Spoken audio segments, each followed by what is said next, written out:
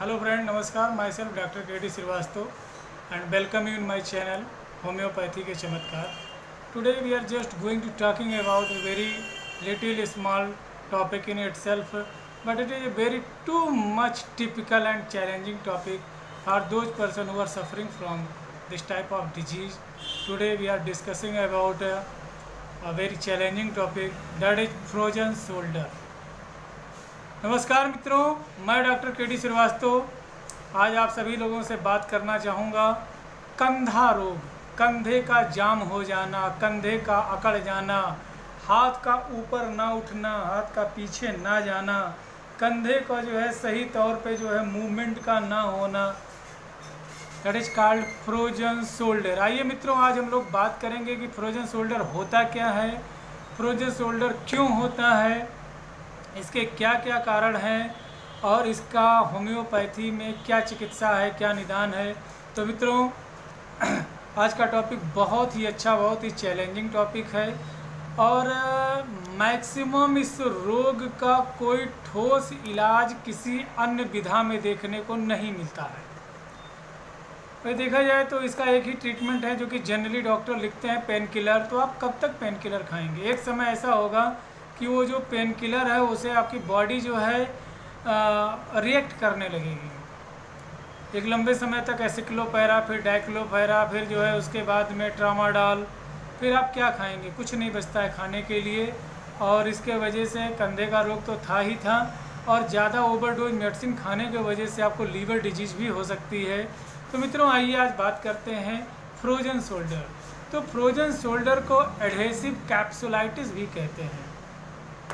मित्रों, अगर जो हम अपने शोल्डर जॉइंट को देखें तो जो इसका टाइप है वो बॉल एंड सॉकेट टाइप का जो है जॉइंट है।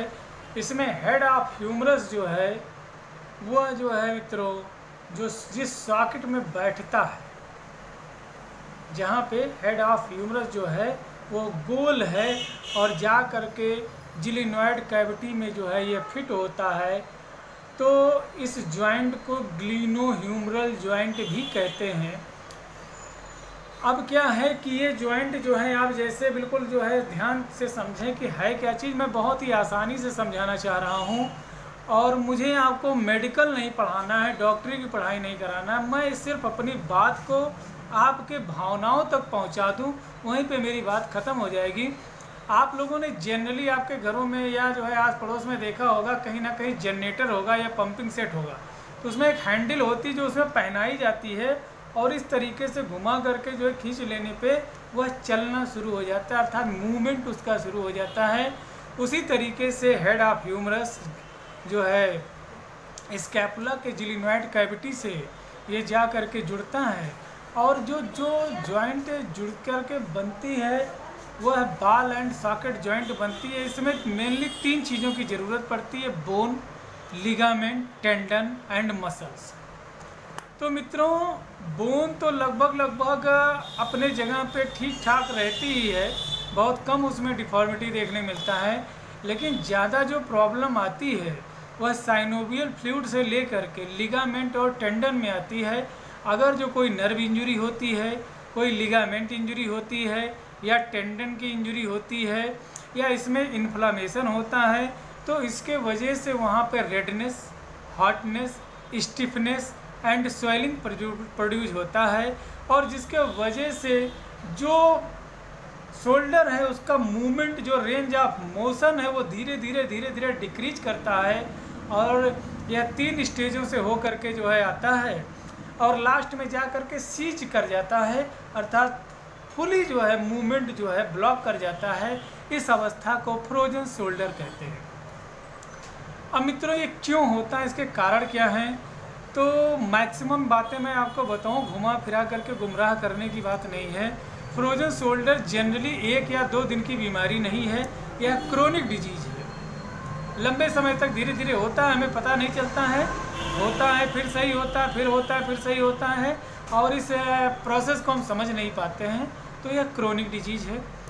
अब इसका जो पेशेंट है वह डायबिटिक हो सकता है, इसके पेशेंट को जो है रूमेटॉइड अर्थराइटिस हो सकता है, इसका पेशेंट जो है वह हाइपो या हाइपरथायरॉयडिज्म का हो सकता है। पेशेंट को हार्ट डिजीज भी हो सकती है। इसके अलावा पेशेंट को हैवी प्रोटीनूरिया हो सकता है, या यूरिक एसिड डिपोजिशन हो सकता है, या काउलस हो सकता है, या कोई एक्सीडेंटल काज भी हो सकता है, या लंबे समय तक अगर जो कोई पेशेंट कोमा या जो है अचेतना अवस्था में बेड पे था तो और जो है उसका मूवमेंट जो है फुली ब्लॉक्ड था, तो उसके वजह से भी ऐसी दिक्कतें देखने को मिलती हैं। अब इसका खेल का जो शुरुआत होता है, इसमें जो सबसे बड़ी भूमिका अदा करता है मित्रों, अगर जो हम देखें तो लिवेटर स्कैपुली और इसके अलावा लैटिस्मस डॉर्साई, दो ऐसे मसल्स हैं ये सबसे ज़्यादा प्रभावित होते हैं।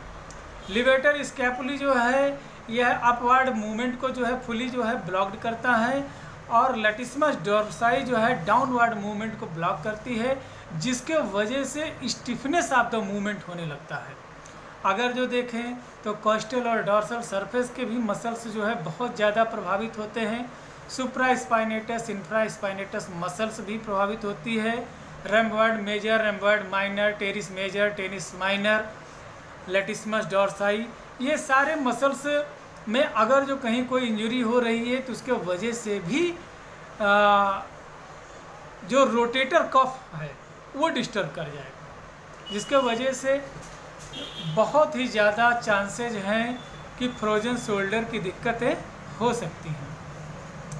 अब मित्रों, अगर जो किसी को फ्रोजन शोल्डर हो गया है तो क्या क्या चांसेज हैं, कैसे कैसे उसे ठीक किया जा सकता है।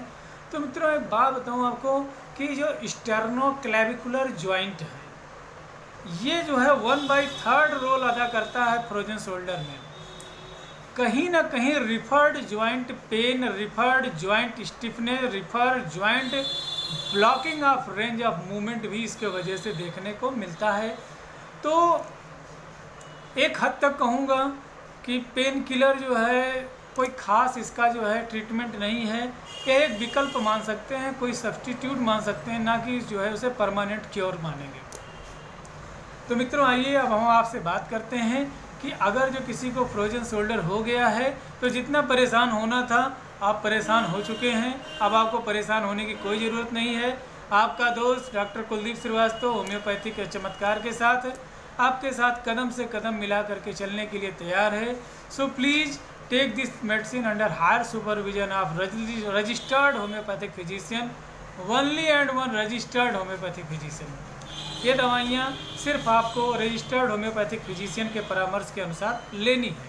मित्रों अगर जो आपको लिगामेंट इंजरी हो गई है और डॉक्टर आपको बताते हैं कि लिगामेंट इंजरी है तो आप आर्निका 200 का प्रयोग करें, और साथ साथ में एक्टिया स्पाइकेटा 200 पोटेंसी में सुबह शाम अगर जो हम प्रयोग करते हैं तो मान के चलें कि लगभग में जो है 25 से 30 दिनों के अंदर आपका फ्रोजन शोल्डर ठीक होने लगेगा। साथ साथ में जो है बर्ड फ्लाइंग एक्सरसाइज भी करेंगे, वो जो है आप किसी जो है रजिस्टर्ड फिजियोथेरेपिस्ट से पूछ सकते हैं, वो आपकी मदद करेंगे इसमें।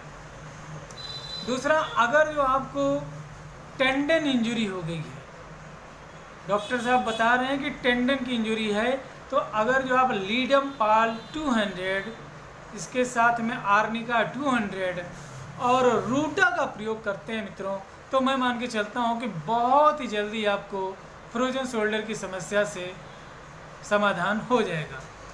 अगर जो आपको आगे के तरफ हाथ उठाने में और वो आपका हाथ दाहिना हाथ है, स्पेशली राइट हैंड है, और उसमें मूवमेंट नहीं हो रहा है, तो ऐसे पेशेंट अगर जो सैंगुनेरिया 200 का प्रयोग करते हैं और साथ में आर्निका 200 का प्रयोग सुबह शाम जो है 4-4 बूंद का प्रयोग करते हैं, तो मैं मान के चलता हूँ बहुत ही जल्दी आपको आराम मिलेगा।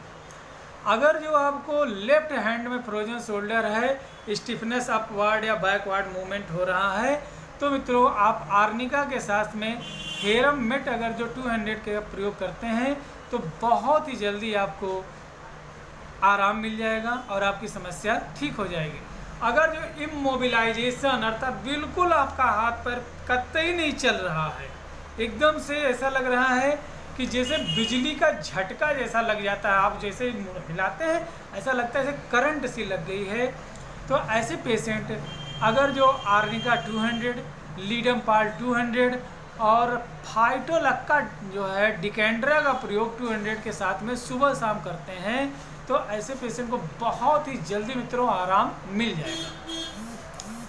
अगर जो फुली स्टिफनेस हो गया, बिल्कुल नहीं मूवमेंट हो रहा है और साथ साथ में एक्सरे या जो भी आपने करवाया उसमें लिगामेंट इंजरी दिख रही है, तो फाइटोलक्का के साथ में अगर जो रूटा 200 का प्रयोग करते हैं तो बिल्कुल से आराम आपको मिलना ही मिलना है। अब आइए मैं आपको बताता हूँ अपना प्रिस्क्रिप्शन कि अगर जो मेरे पास किसी भी तरीके का जो है पेशेंट आता है तो साइन और सिम्टम्स को मैं मद्देनज़र रखता हूँ और उसका शुरुआत में सबसे पहले आर्निका 200 और रूटा 200 के साथ में सुबह दोपहर शाम 2-2 बूंद दोनों मेडिसिन को चलाता हूँ।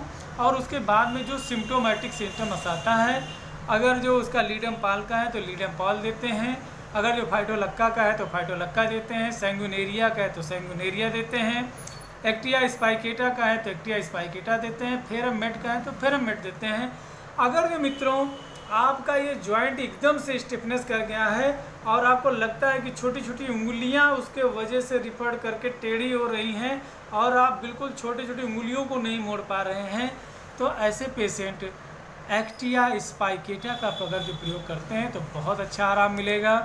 तो मैं उम्मीद करता हूं कि आपको मेरी बात समझ में आई होगी मित्रों। इसके साथ में अगर जो आप इन मेडिसिन का प्रयोग करने के साथ साथ में अगर जो आप किसी फिजियोथेरेपिस्ट का जो है थोड़ा सा परामर्श लेते हैं तो उनके पास में बहुत अच्छी अच्छी लेटेस्ट टेक्नोलॉजी के जो है मशीनें हैं जिसके माध्यम से आप जो है वो जैसा एक्सरसाइज बताते हैं वो करिए और होम्योपैथिक मेडिसिन लीजिए, बहुत ही जल्दी आपको आराम मिल जाएगा, आपकी समस्या एकदम से ठीक हो जाएगी और आप भूल जाएंगे कि कभी आपको फ्रोजन शोल्डर हुआ था। ये फुली क्योर किया जा सकता है, बशर्ते ज़रूरत है तो एक अच्छी होम्योपैथिक फिजिशियन की, ताकि वह आपको अच्छा दवा का जो है सिलेक्शन बता सके। तो मित्रों अगर जो आपको मेरा वीडियो उपयोगी लगता है तो प्लीज़ इसे लाइक करें, कमेंट करें, मेरे चैनल को शेयर करें और मेरे चैनल को सब्सक्राइब करें। और आप चाहें तो अपनी समस्या कमेंट बॉक्स में लिख करके मुझसे पूछ सकते हैं, अपना फ़ोन नंबर वहाँ छोड़ दीजिए। मुझे जब भी समय मिलेगा मैं श्योर आपके पास फ़ोन लगाऊंगा, आपसे बातें करूंगा, आपको उचित होम्योपैथिक मेडिसिन का परामर्श दूंगा। तो इन्हीं बातों के साथ में मैं अपनी वीडियो को समाप्त करता हूं। इन दवाइयों का प्रयोग रजिस्टर्ड होम्योपैथिक प्रैक्टिशनर के माध्यम से करें। अपना ख्याल रखें, स्वस्थ रहें, मस्त रहें। बाय।